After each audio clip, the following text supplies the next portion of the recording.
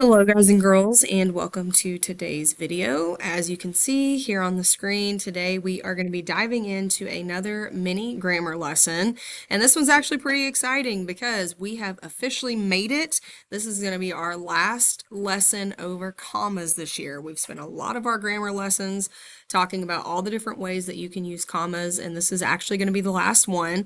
Now, we will be reviewing commas as the year goes on, but we won't be learning any new comma information. So hopefully that's a little thing that you can celebrate as you're going through these notes today. With that being said, you do have notes that you need to fill in, so make sure you have your note-taking sheet glued into your notebook. All of the key words are going to stand out to you. They're all highlighted, so it should be pretty easy to make sure we have everything filled in correctly. Just be diligent, make sure you're following along, and make sure you're getting your notes filled in as we go through this today. With that being said, we're going to dive in here and get started with our final lesson over commas.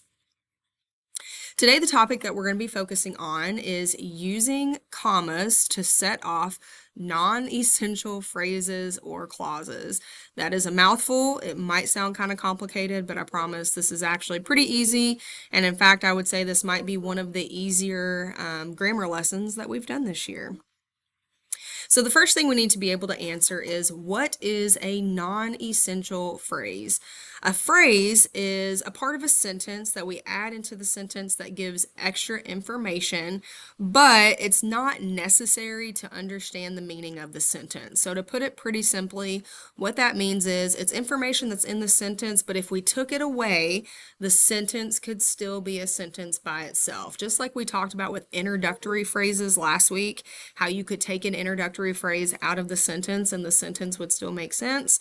That is exactly what we're talking about this week again. Non-essential phrases, information in the sentence that could be taken away, but it does help to add extra information to the sentence. So for example, the book, which I read last night, was really good.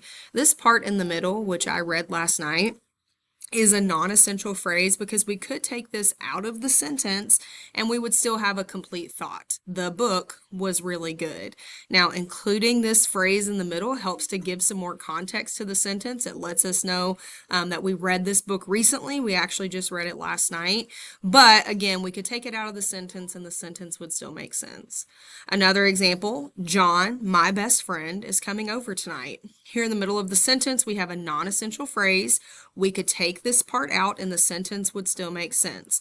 John is coming over tonight. So that's a complete thought.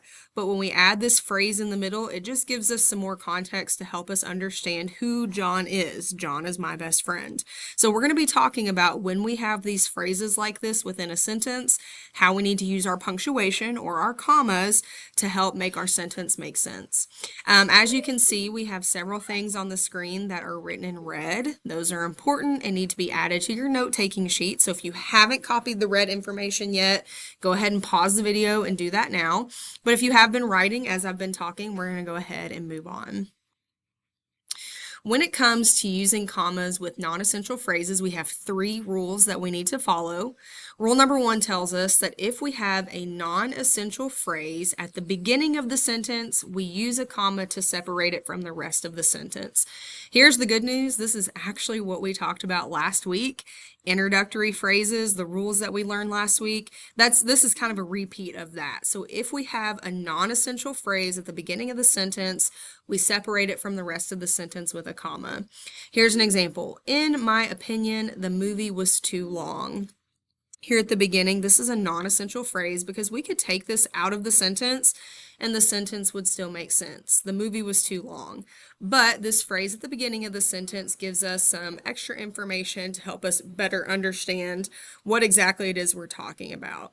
Now, you are going to notice on your note-taking sheet that you have space to fill in these 2 words here, and then you also have some space to copy down an example.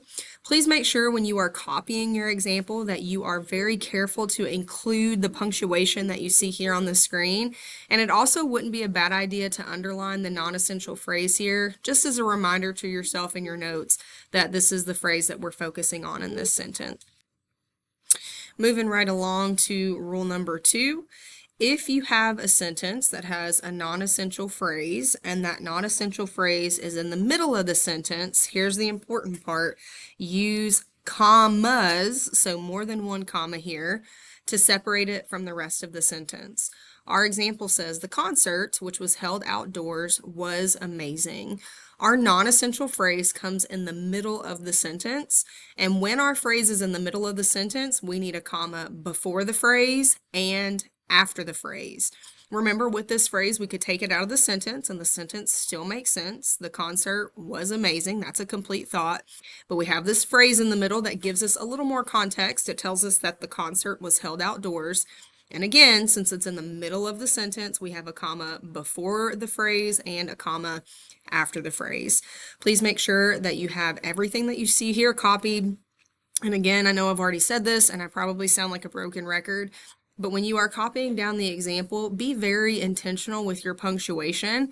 Since this is a lesson over punctuation, if you don't copy it correctly, then it's not going to be any good to you. So again, make sure you put that comma before and after our non-essential phrase.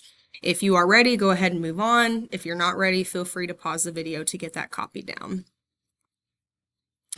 Last but not least, we have rule number 3. If the non-essential phrase comes at the end of the sentence, use a comma to separate it from the rest of the sentence. So our example says, she has 3 cats, all of which are rescues. Remember, with this phrase, we could take it out of the sentence and the sentence would still make sense. She has 3 cats. But this non-essential phrase at the end gives us just a little more context. It tells us that all the cats are rescues. Since our phrase is at the end of the sentence, we need to separate it from the rest of the sentence with a comma, which is why we have the comma after the word cats. So again, rule number 1 was about your non-essential phrase being at the beginning of the sentence. Rule number 2 was about non-essential phrases in the middle of the sentence, and now rule number 3 is about non-essential phrases at the end of the sentence. Please make sure that you have everything on the screen copied down. Again, when you're copying your example, be very intentional when you're copying your punctuation. And once you have this slide copied to your notes, you can go ahead and move on to the practice. All right, so you have these 3 sentences copied at the end of your note-taking sheet. You are going to underline the non-essential phrase in each sentence and add commas where they're needed and identify the rule that told you where to place those commas. So there's 3 parts here. Number 1, underline the non-essential phrase. Number 2, add your commas. Number 3, tell me what rule you followed, 1, 2, or 3. So I'm going to go through and read these 3 sentences pretty slowly, and you're going to be doing the work, and then in a moment we'll check our answers. Number 1, my friend, who is a great artist, drew a portrait of me. My friend, who is a great artist, drew a portrait of me. Underline the non-essential phrase in that sentence. Again, when we're saying non-essential phrase, we're talking about the part that we could take out of the sentence and the sentence would still make sense. Add your comma or commas where you think they belong, and then identify what rule you had to follow to figure out where to put your commas. Remember, rule number 1 is going to be if the non-essential phrase is at the beginning of the sentence. Rule number 2 will be if the non-essential phrase is in the middle of the sentence, and rule number 3 will be if you found the non-essential phrase at the end of the sentence. Number 2, the movie was filmed on location in Italy, which gave it an authentic feel. The movie was filmed on location in Italy, which gave it an authentic feel. First, underline what you believe is the non-essential phrase in this sentence, the part that you could take out and the sentence would still make sense. If you're not sure if you have underlined the correct non-essential phrase, then read the part that you haven't underlined and see if it makes sense. Because remember, if we take that non-essential phrase out, it's still going to make sense without the phrase in the sentence. After you have underlined, add your commas where you think they belong.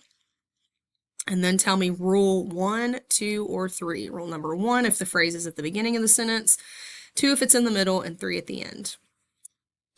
And last but not least, number 3, when we are outside, we always wear sunscreen.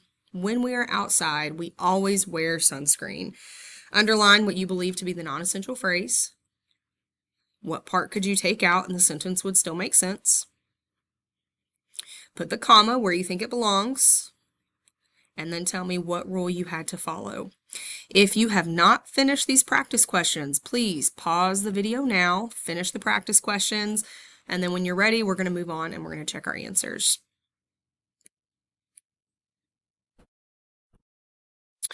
All right, here is what I was looking for. Number one, my friend, who is a great artist, drew a portrait of me. The non-essential phrase and what you should have underlined in the sentence is, who is a great artist? Remember, we could take that out and this sentence would still make sense. My friend drew a portrait of me. We need a comma since this is in the middle of the sentence before the phrase, so after the word friend, and then after the word artist. And again, since this phrase is in the middle of the sentence, this would be rule number 2. So to recap, you should have underlined who is a great artist, comma after friend, comma after artist, and this is rule 2. Number 2, the movie was filmed on location in Italy, which gave it an authentic feel. The non-essential phrase in this sentence is at the end, which gave it an authentic feel. That's the part you should have underlined. You should have a comma after the word Italy. And since this phrase is at the end of the sentence, this is rule number 3. Last but not least, when we are outside, we always wear sunscreen. Our non-essential phrase is when we are outside. Remember, we could take that away and the sentence would still make sense. We always wear sunscreen is a complete sentence. This phrase just gives us a little more context. You should have a comma after outside. And since this phrase is at the beginning of the sentence, this one was rule number 1.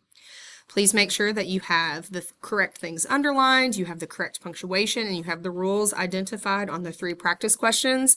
And once you have done that, you are finished with this part of today's lesson, and so you can move on.